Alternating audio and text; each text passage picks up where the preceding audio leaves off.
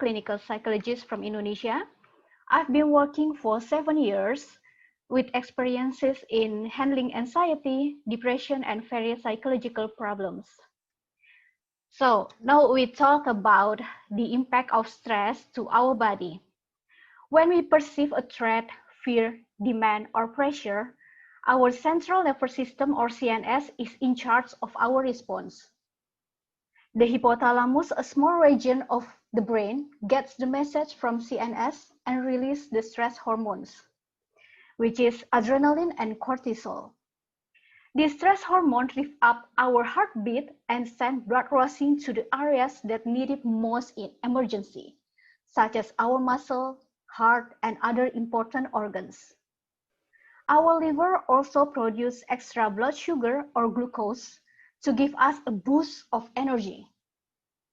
In result, our heart races, our breath quickens, and our muscles ready for action.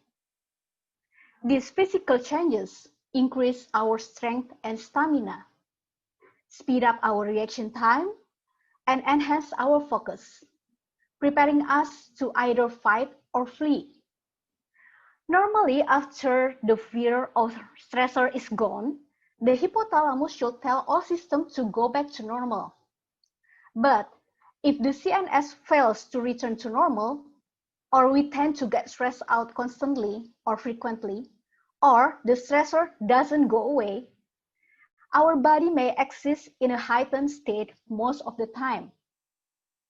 This chronic stress can cause a variety of symptoms, mainly in these 5 aspects of our body. So the first is respiratory and cardiovascular systems. Frequent or chronic stress will make our heart work too hard for too long. When our blood pressure rises, so do our risk for having a stroke or heart attack. Second, digestive systems. Under chronic stress, our body may not be able to keep up with extra glucose surge. This may increase our risk of developing type 2 diabetes. We also more likely to have heartburn or acid reflux because of increase in stomach acid. Chronic stress can also increase risk of ulcer or cause existing ulcer to act up. Not only that, but chronic stress also affects the food moves through our body, leading to diarrhea or constipation. We might also experience nausea, vomiting, or stomachache. The third is muscular system. Under constant stress, our muscle may not get the chance to relax. Tight muscles cause headache, back and shoulder pain, and body aches. And the fourth is sexuality and reproductive system. When stress continues for a long time, a man's testosterone level can begin to drop. This can interfere with sperm production and cause erectile dysfunction or impotence.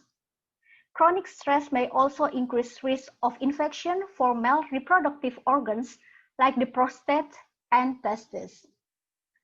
For women, stress can affect the menstrual cycle.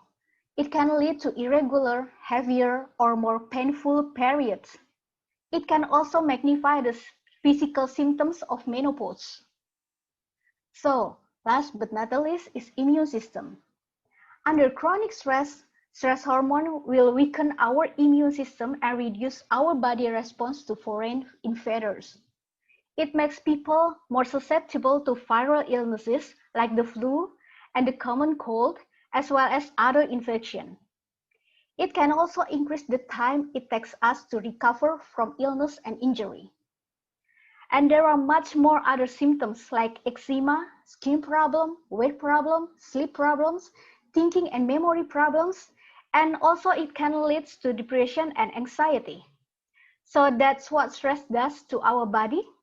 I think go back to you, Fiona.